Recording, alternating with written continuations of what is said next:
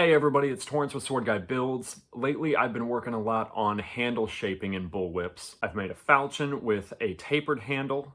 I've made a gladius and a tachi with wasted handles. And I started realizing I could really make the handles into any contour that I wanted, the same way that I do with a wooden handle. So this is the making of a falchion bullwhip with one of my favorite profiles to use on a wooden handle. The first thing I have to do is prep the core. The usual base shape is cut out, then I begin laying the groundwork for the geometry I want. I need to consider the placement of the knots, as well as the subtleties in the dimensions of the final piece. I remove two long almond shapes where I want the diameter to decrease, and bind the core to the handle.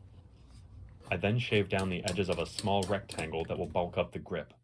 I now have the basis of the profile I want. I can cut and prep my bellies and 12-plat overlay from a whiskey kangaroo hide. The yoke of the first belly is sized to fit, and then gets the same cuts laid out that the core got, except these cuts need to be offset from the first, so the remaining leather fills the voids left by the core. The yoke is bound on and the belly is braided and then fitted with the first bolster.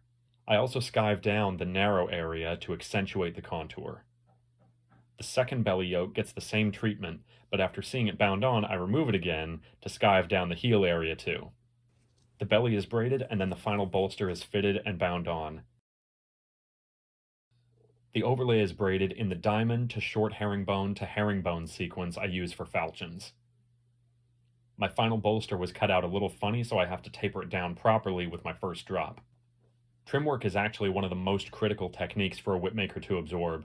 There is no tool that can taper a strand as cleanly and quickly as an experienced hand, so it becomes imperative to drive these skills.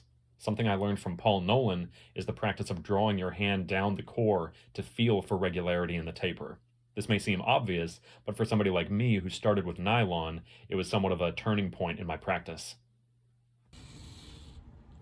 With my braiding finished, I can begin work on the fall. It's cut from the hide and tapered down and also gets its corners cut off before being greased, rounded, and hitched on. Most knots in whipmaking are tied in two stages. You have your base knot and then your interweave. The interweave can be done potentially infinite ways for various patterns and textures, but the most common are the pineapple and herringbone interweaves. These both give about the same texture, but have subtly different coverage and contour attributes. Here I tie a 6-bite base and give it a herringbone interweave. I absolutely love how this whip turned out. It's responsive and has a super clean rollout. The profile of the handle is ergonomic and fascinating to feel, and the tone the leather takes in the sun has a really interesting depth. This is what makes this craft so satisfying for me.